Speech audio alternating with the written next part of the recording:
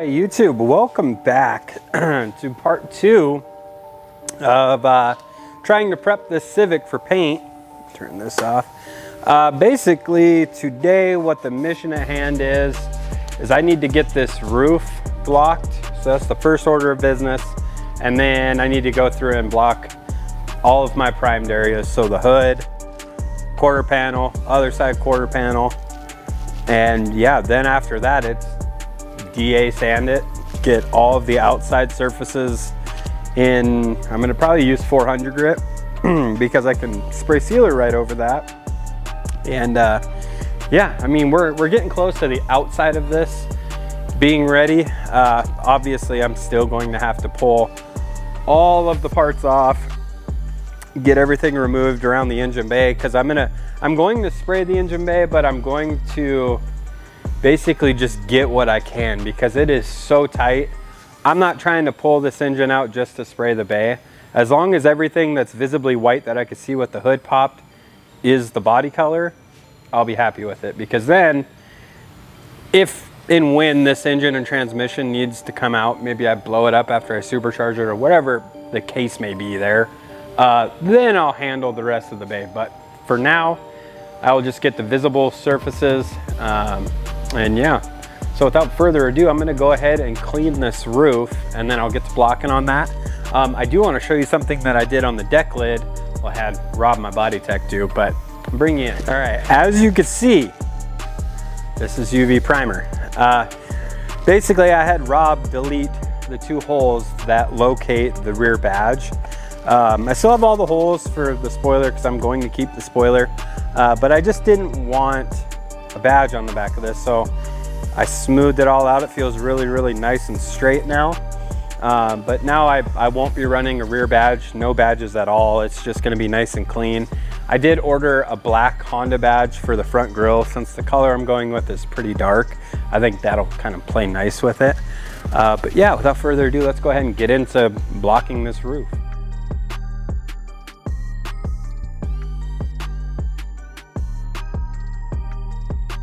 Guys, as I suspected, I didn't find anything on the roof that I'm concerned about. There are like some stamping around this sunroof. It's pretty normal, and if I wanted to, I could do a thin coat of glaze around this, but I don't really want to. I don't want to add filler where I don't need to. It blocked out just fine. So now, I guess I'm just gonna go ahead and block out all of my primer.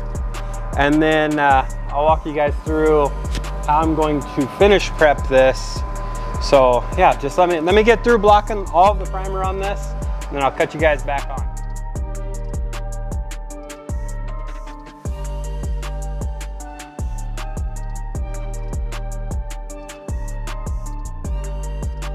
Okay, everything is blocked.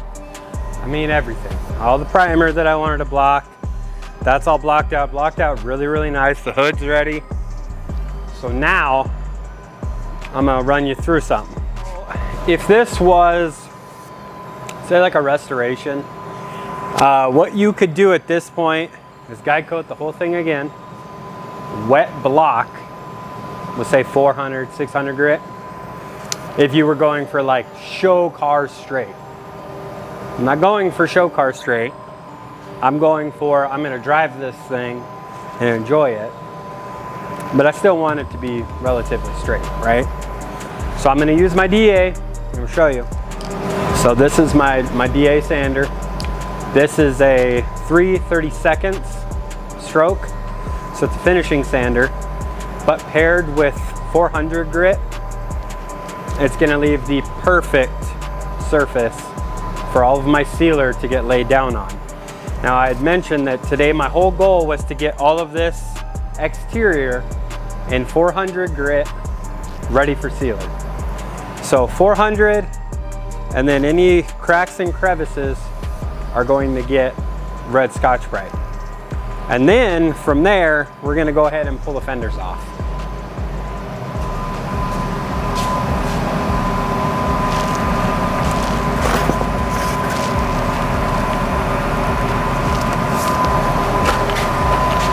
Oh, I need fucking gloves. I didn't bring this over here. Goddamn door.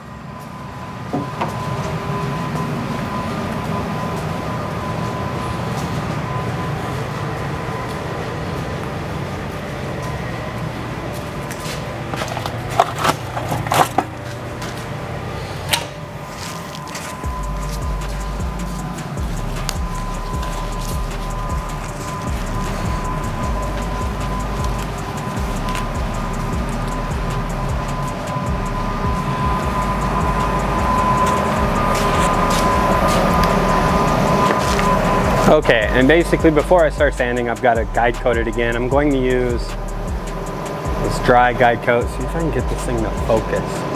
Dry guide coat made by Kovacs. We'll just start on the hood. I'll just show you how I apply this stuff.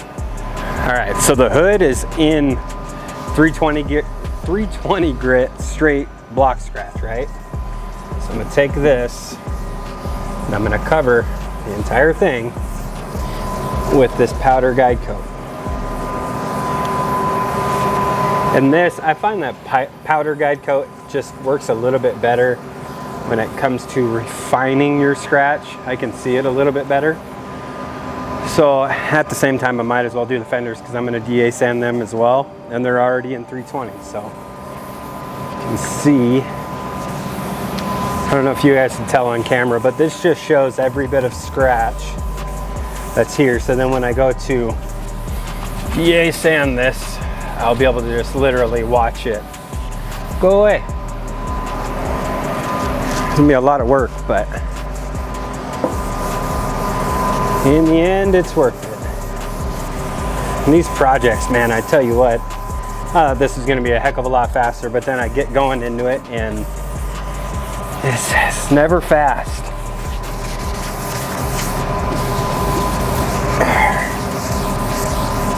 All right, this will give me a good starting point. I also like to take an air hose and blow off any of like the loose stuff that's just sitting on the surface.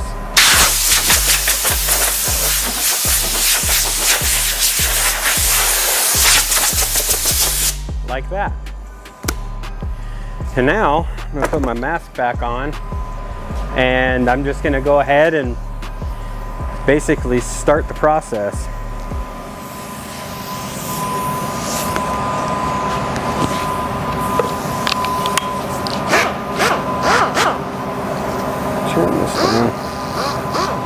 Okay, so when I DA sand this, I have an interface pad.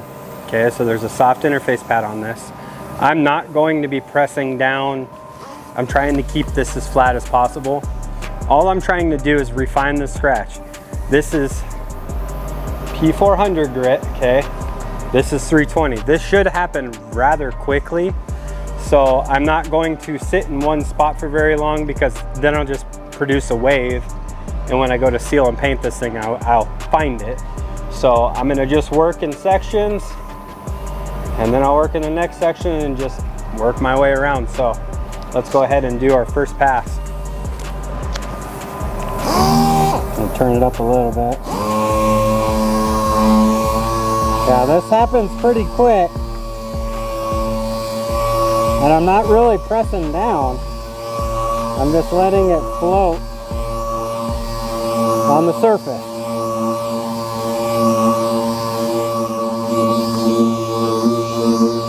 Trying to get all these three scratches out of here. Alright, gonna move on to the next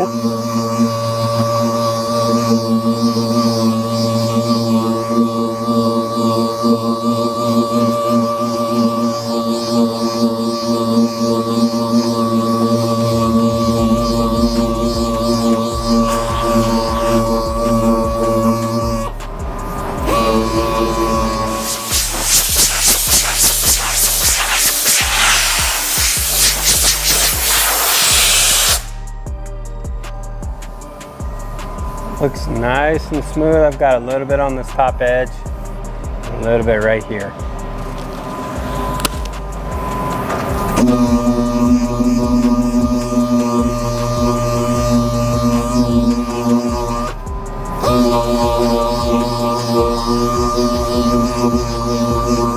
All right, let's get a new piece of paper and move on to the fender.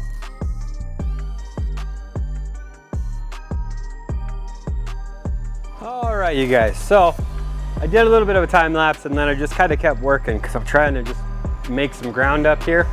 I've got hood, fender, door, rail, quarter panel, all DA'd with 400 grit. I did pop out these little clips that hold the drip rail in and scuffed in this little trough. I'm gonna have to obviously touch this up some more when we get the glass out. But at this point, I'm gonna go ahead, guide coat the roof, guide coat the deck lid, get those in 400, and we're just moving right along. I'm not looking forward to scuffing inside this little indent here on the trunk, but it ain't gonna be that bad. With red Scotch-Brite, it goes pretty quick. So I'm gonna just keep on trucking along. There's not a whole lot to watch, so I'll just put you guys on time lapse, and then I'll catch you guys when I'm as far as I want to be.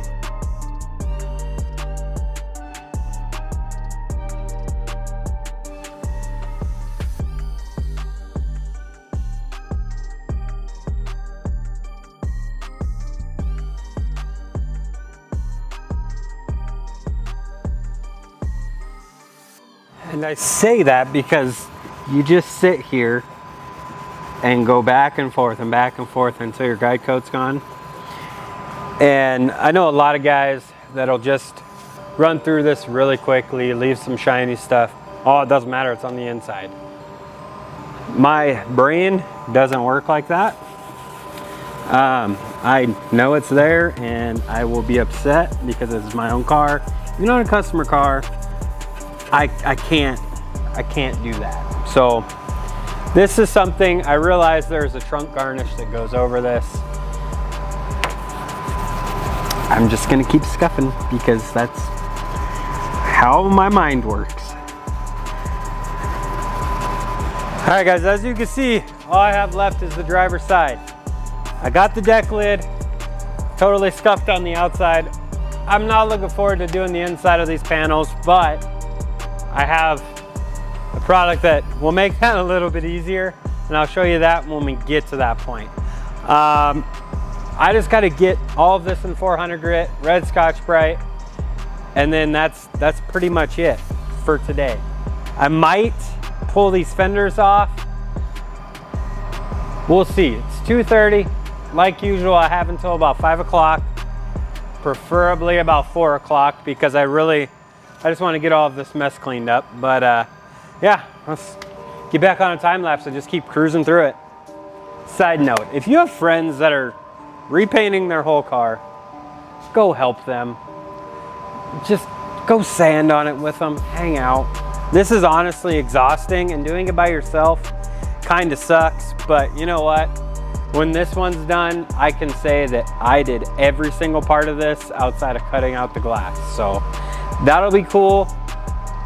But next time, I swear, all those people that were like, oh yeah, I'll show up, y'all better show up. Y'all better show up.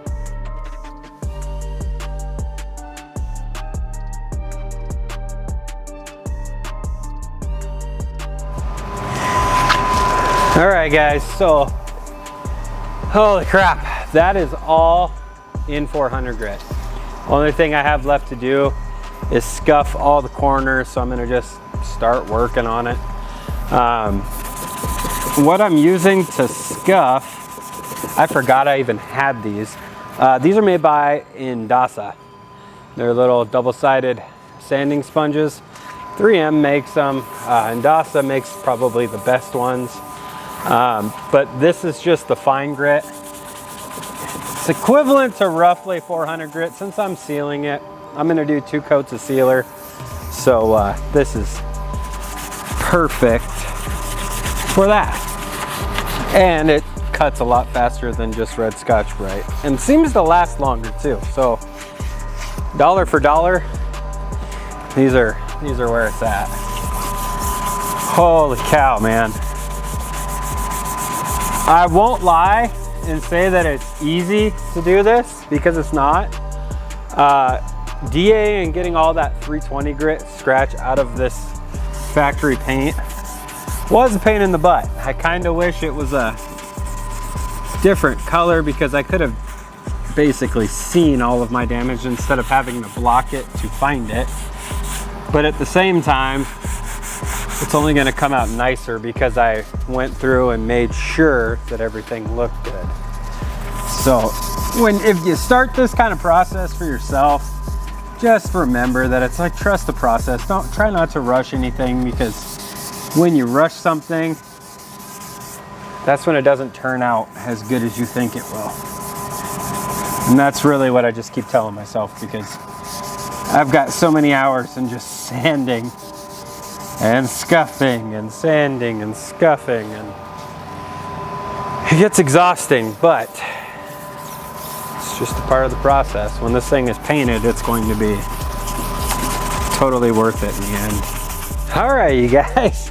So we got everything DA'd, which is cool. DA'd, scuffed for the most part.